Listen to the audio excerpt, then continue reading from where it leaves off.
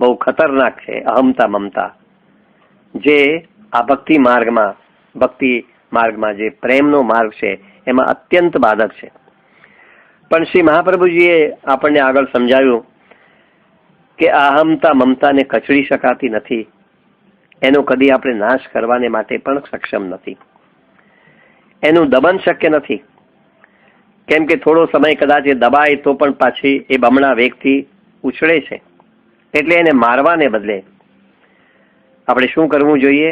તો આપણી અહમતા મમતાને ભગવાનની સાથે જોડી દેવાનો સહજ માર્ગ છે એ શ્રી મહાપ્રભુજી આપણને બતાવ્યો, જે અત્યંત સરળ છે, કે જેમાં આત્મા એ ભગવાનની સાથે જોડાઈ જાય. હું ભગવાનનો છું, કૃષ્ણ હું તારો છું, કૃષ્ણ અહમ તવાસ્મી. અને એ રીતે આપણે આપણી અહમતા અને આપણી મમતા એ બેનું ભગવાનના શ્રી ચરણોમાં સમર્પણ કરીએ છીએ. તો આ મંત્રમાં જીવ શું કરે છે કે અહમતા મમતા સોંપવાની, ભગવાનને સમર્પણ કરવાની અહીંયા પ્રતિજ્ઞા લે છે. અને એ પ્રતિજ્ઞામાં એ ગદ્ય મંત્રમાં કહેવામાં આવ્યું છે તે પ્રમાણે શું પ્રતિજ્ઞા લે છે? તો ભગવાન કૃષ્ણને, ગોપીજન વલ્લભને દેહ, ઇન્દ્રિય, પ્રાણ, અંતઃકરણ અને એના ધર્મો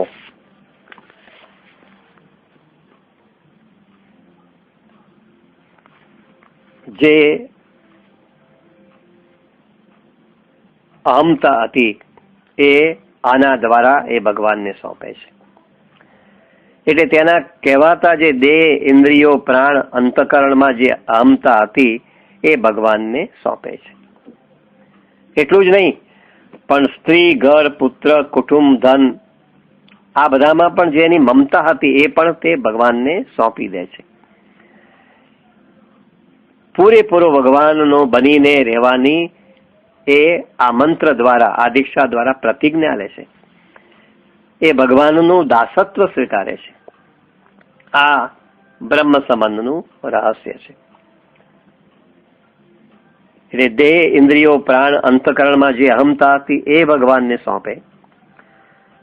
સ્ત્રી, ઘર, પુત્ર, કુટુંબ, ધન આ બધામાં પણ એની જે મમતા હતી એ પણ ભગવાનને સોંપે છે.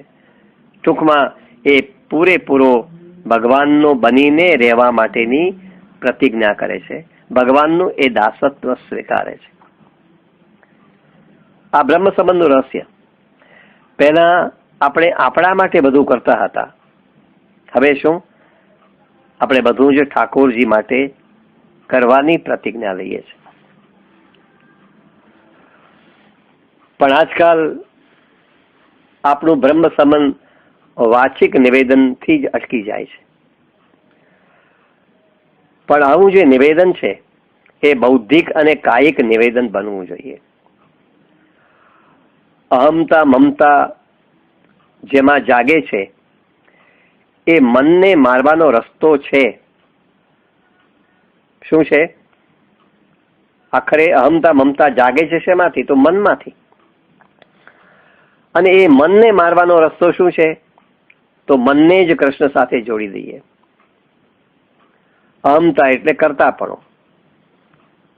તો આપણે એના દાસ બની જઈએ,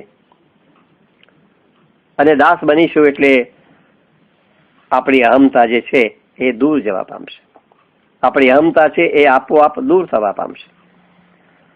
આપણી મમતા એટલે માલિકીપણાનો ભાવ, આ મારું છે, આ મારું છે, આ મારું છે.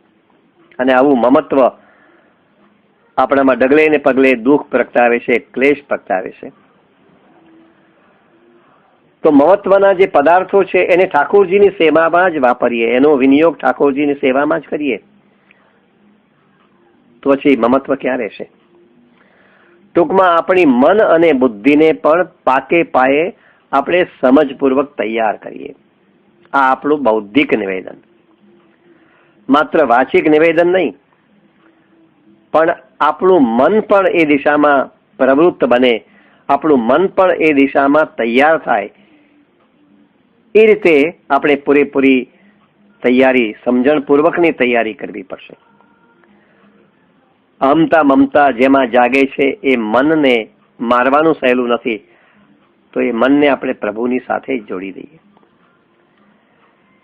અને મમત્વ પેદા કરતા જે પદાર્થો છે એ પદાર્થોને ઠાકોરજીની સેવામાં જ એનો વિનિયોગ કરીએ, તો આપણી અહમતા મમતા એથી દિવ્ય બનશે.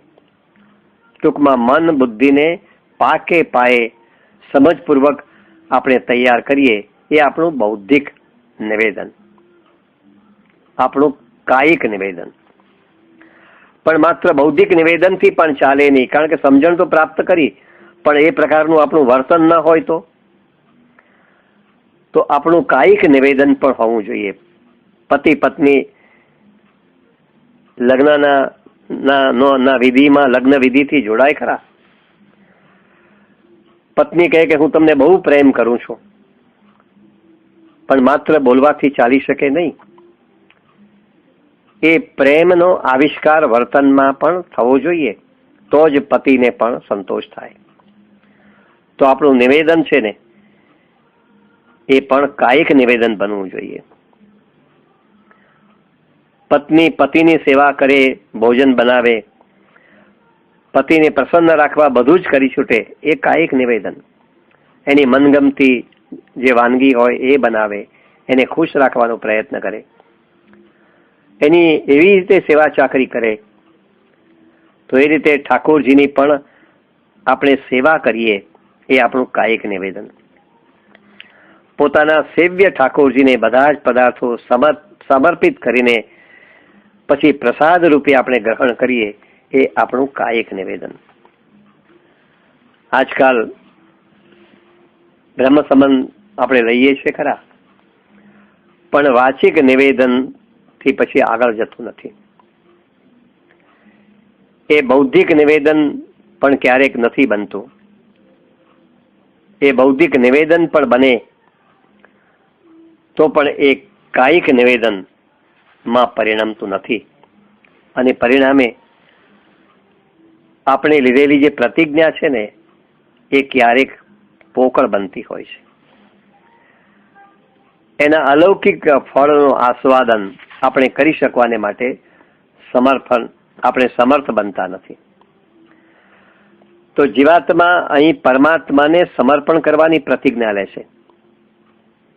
આપણું જે કંઈ છે એ પ્રભુની સેવામાં વાપરવો, પ્રભુની સેવામાં એનો વિનિયોગ કરવો, એ આપણું સમર્પણ છે. અને એ પ્રકારની પ્રતિજ્ઞા, ભગવાનના બનીને રહેવાની પ્રતિજ્ઞા જીવ પોતે અહીંયા કરે છે. આ બ્રહ્મ સંબંધ મંત્રનું રહસ્ય, જેને વિગતે આ રીતે સમજવાની આપણે કોશિશ કરીએ. આપણું જીવન કૃષ્ણમય બને, આપણું જીવન કૃષ્ણને માટે બને, એના સુખનો વિચાર કરીને આપણે હંમેશા આપણું જીવન જીવીએ. તો એ રીતે આજના સત્સંગને આપણે અહીંયા વિરામ આપીએ છીએ. સમર્પણ એટલે શું, અથવા દાન, અર્પણ, સમર્પણ, એ બધામાં શું ફેર છે, એ બધી વાતો આપણે આગળ કરીશું, કે જેથી કરીને સમર્પણને પણ આપણે એના સાચા અર્થમાં, કેમ કે સમર્પણનો જે સિદ્ધાંત છે ને એ તો પુષ્ટિ માર્ગની વિલક્ષણતા છે. એટલે શરણાગતિના 6 પગથિયા, અને શરણાગતિ સિદ્ધ થાય તો જ આપણું સમર્પણ સિદ્ધ થાય. તો આ સમર્પણનો સિદ્ધાંત એ પુષ્ટિ માર્ગની વિલક્ષણતા છે. અન્ય સંપ્રદાયોમાં આ પ્રકારની વિલક્ષણતા આપણે જોવા નહીં મળે. તો આ પુષ્ટિ માર્ગમાં શેનું સમર્પણ છે? તો સ્નેહનું સમર્પણ છે. આપણા સ્નેહનું સમર્પણ, આપણા સર્વસ્વનું સમર્પણ છે. અને એ પ્રકારની પ્રતિજ્ઞા આપણે એટલા માટે લીધી છે કે આપણા હૃદયમાં એક પ્રકારની આરતી છે કે હું હવે પ્રભુની સાથે જોડાઉં. તો આ સત્સંગને અહીંયા આપણે વિરામ આપીએ છીએ. હવે પછી દાન, અર્પણ, સમર્પણ વગેરે જે મુદ્દાઓ છે એની વાત આપણે આગળ વધારીશું. સૌને જય શ્રી કૃષ્ણ.